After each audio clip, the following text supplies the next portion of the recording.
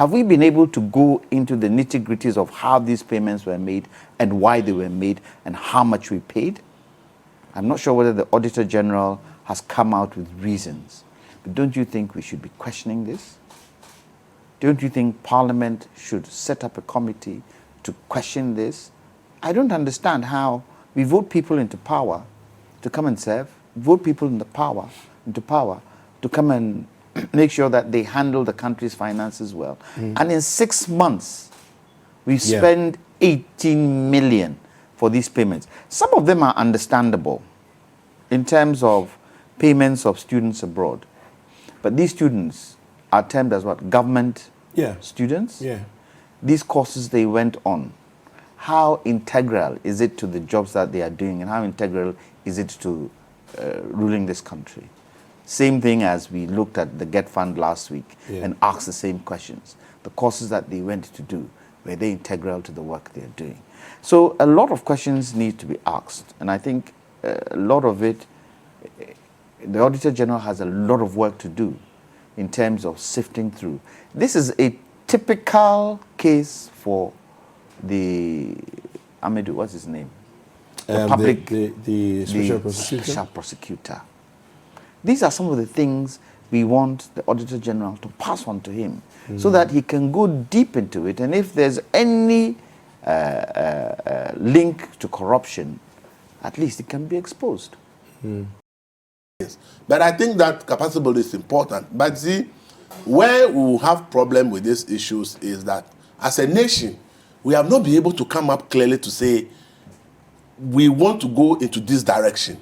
And for us to go into this direction, achieve the results, we think that capacity building or human resource should be focused in A, B, C, D area. And therefore the state is willing to spend to be able to build the kind of capacity in these areas for us to be able to deliver the results. And that is the problem we have with our country now. We don't really know which aspect of human resources that we need. We've not identified our growth poles as a nation and what kind of capacity that are needed to be able to deliver those growth poles and how much we need to spend to build those kind of capacities to deliver those growth poles. And until we come out with clarity on some of these issues, we will have problems.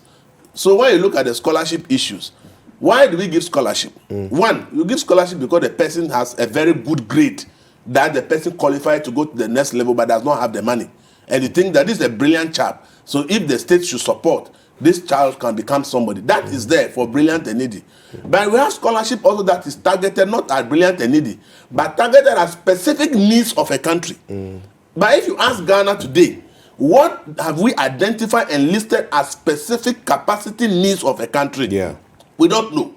We have not listed it anywhere. So now you are leaving it to the discretion of people to determine that what you think you want to go and do. Me as head of the GETFund scholarship or scholarship secretariat or the institution where I work, I think that is important to go and do it. When we do it that way, then it's not structured. Then people will begin to ask questions on what basis do you determine that somebody going to do marketing? Emmy is important to the development of Ghana. So these things that are coming up, it's a clear message to us that if you want to make progress, progress is a planned process. If you don't plan it, you can't make it. If you go to those who have traveled to these big universities, Chinese students dominate everywhere. But when you ask them, they are not doing marketing and PR.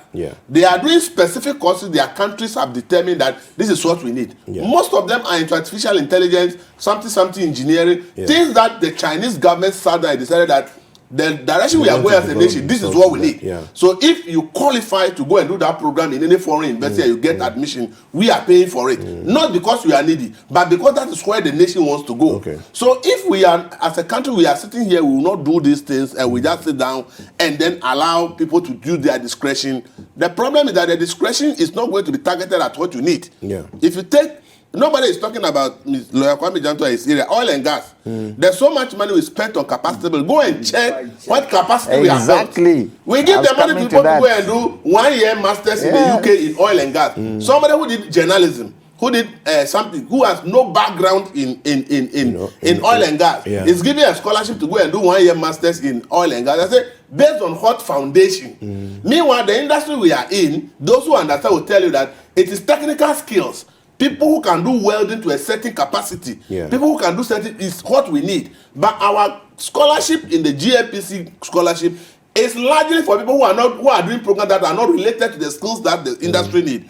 But once the program has a title, oil and gas, then the money is given my person to go and do it. So obviously, that is one of the reasons. If you look at capacity building in the oil and gas sector, locals are not making it to the top because we have not targeted that in 5 years. We want to build maybe some of the top level of engineering, maybe 10, 15. And therefore, we are spending this money on these people who have come out from the university in Ghana, have the grace and have been admitted, so we want to support them to get to the... No, it is because of who you know and who can speak for you, and then you get a scholarship, you go. So you realize that we have spent money sending people abroad to go and study.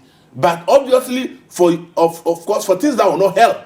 If you check the records, just last 2 weeks, over 1,000 students of Temporary Technical University were prevented from registering for their course. How much did they need?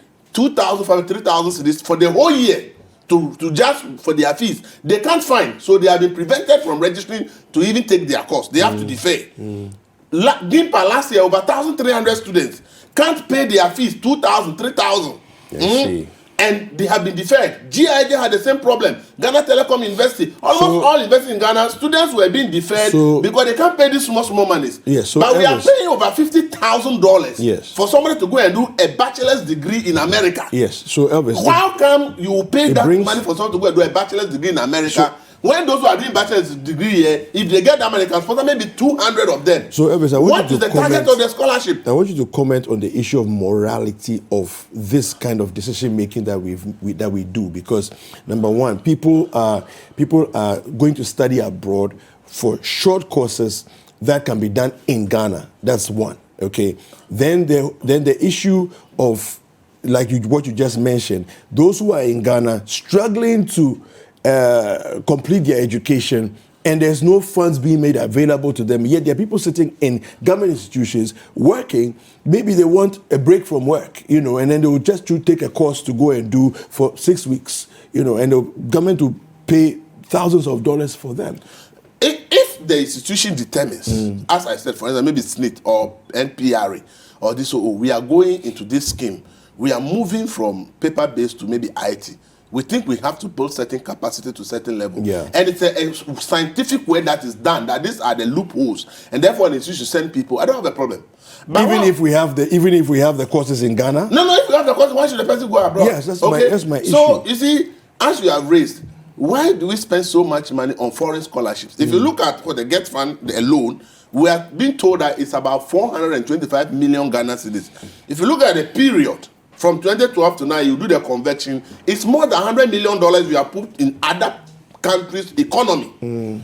That $100 million probably would have trained maybe over 500,000 people in Ghana to acquire master's degrees and first degrees in Ghana.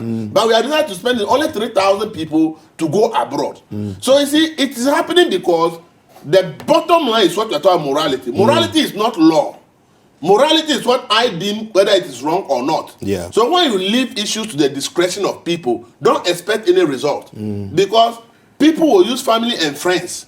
My old schoolmate, my so and so, my church member, my hometown person. All kinds of considerations will be used to allow people to access such funds, not because the nation needs it. So this is a wake-up call to us as a country.